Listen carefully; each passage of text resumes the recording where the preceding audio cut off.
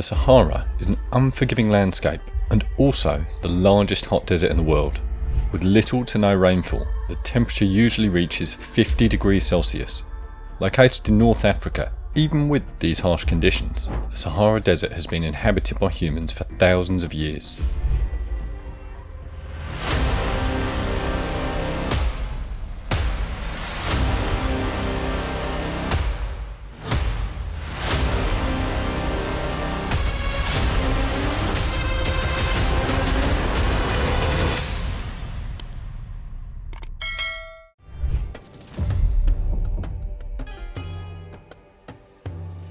There are spots where you can find water and fertile land which is very hard to get by because the rest of the desert is dry and mostly barren.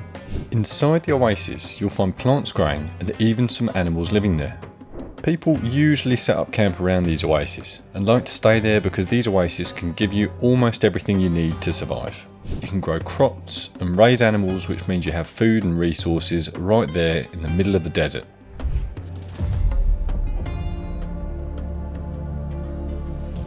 Whilst digging in the Sahara, archaeologists found evidence of ancient villages from way back, around 8000 BC, during a time known as the Neolithic period, also called the Stone Age.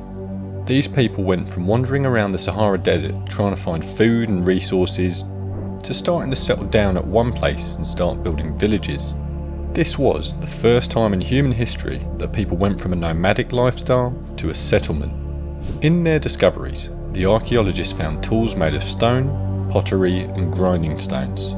These items give us clues about how these people lived. They were experts at hunting, gathering and making tools. They were even starting to cultivate crops and process grains.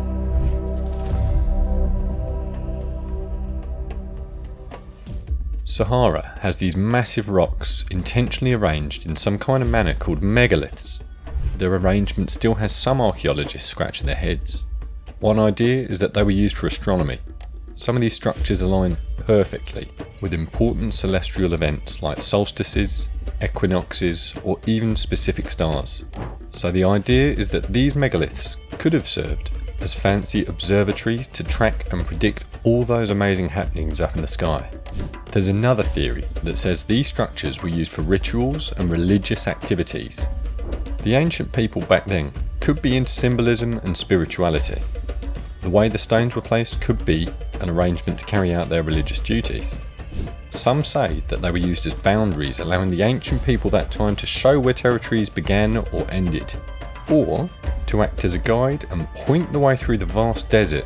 They could have some special meaning, like representing sacred sites or serving as symbols for important locations. Who knows?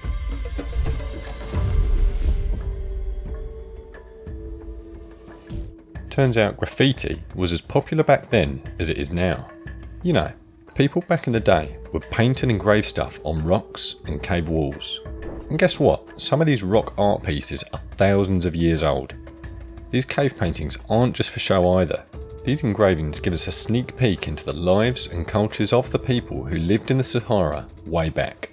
They didn't have a paintbrush and paint colours to do this, but used all sorts of natural pigments made from minerals, plants or animal fat, and painted using their fingers, brushes made from animal hairs, or even blowing the pigment onto the rocks to create those masterpieces.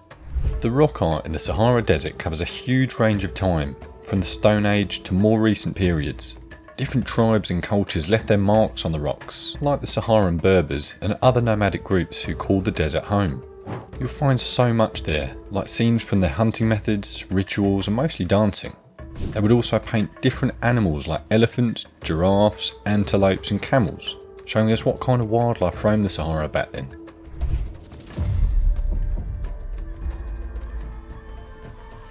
Did you know, back in 2000, a group of archaeologists found the ruins of a lost city in the Sahara Desert.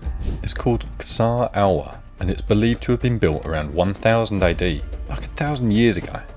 Before the archaeologists found it, the city had been buried deep in the desert for centuries, and nobody knew it existed. Sarawa is now so important that it's a UNESCO World Heritage Site.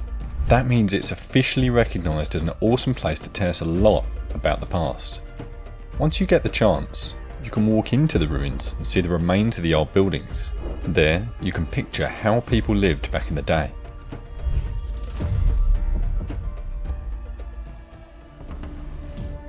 The Sahara Desert is like a gold mine for finding meteorites. It's got a lot going for it when it comes to discovering these space rocks. Because the Sahara is huge, and with all that wide open space and with hardly anyone living there making it look like a ghost town, there's plenty of room for meteorites to come hurtling down from the sky and go straight into the desert.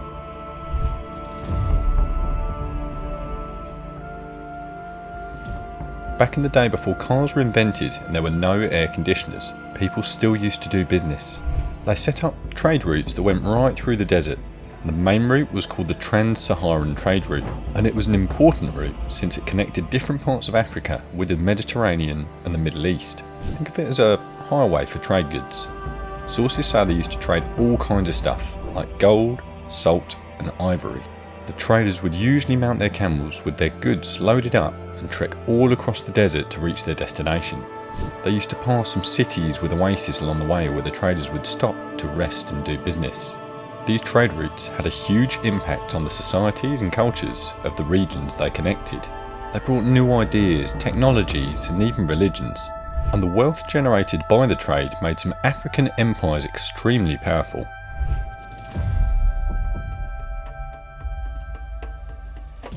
The Sahara is more than just sand, it's loaded with fossils too.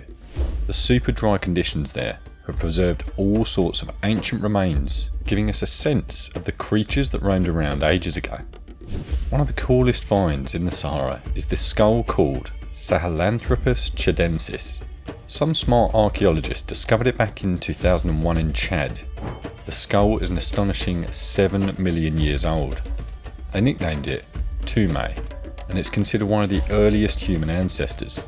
Before this discovery, people thought that human evolution started in East Africa, but Tume changed the game. It showed that our roots could be traced even further, way out in the Sahara Desert. What's shocking is Tume that had people with a mix of human-like and ape-like features. Its brain was small and its face was a little flat, but it had some traits that made it different from other apes too. Plus, they found other animal fossils hanging out with it, suggesting a diverse environment with trees and grasslands.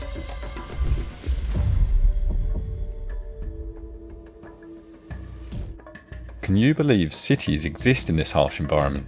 One of them is Gadames, located in Libya. This place is extremely old, like over 2,000 years old. The houses there are made of mud brick, and they have these underground passages that keep the temperature just right in that crazy hot desert. Another city was founded called Garama. It used to be the capital of the Garamantes civilization, and the people of the city were geniuses. The Garamantes were big players in trade and stuff, so they had a lot going on. They figured out how to survive in the desert by building these underground channels called qanats. These qanats brought water for growing crops, and they made the Garama a thriving city in the middle of nowhere.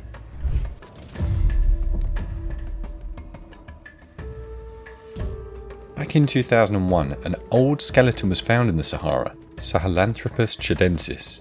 Yeah, it's a mouthful, but the skeleton is such a big deal because it's the oldest one of its kind ever discovered, and this skeleton belongs to a group of early humans called hominids, who are like our distant relatives. What do you think about the Sahara? Let us know in the comments section below. If you enjoyed today's video and found it interesting, then make sure to leave us a thumbs up and do not forget to subscribe to our channel and click on the bell icon to be always updated with the most exciting content as soon as it's uploaded. Thanks for watching. See you again soon in another video.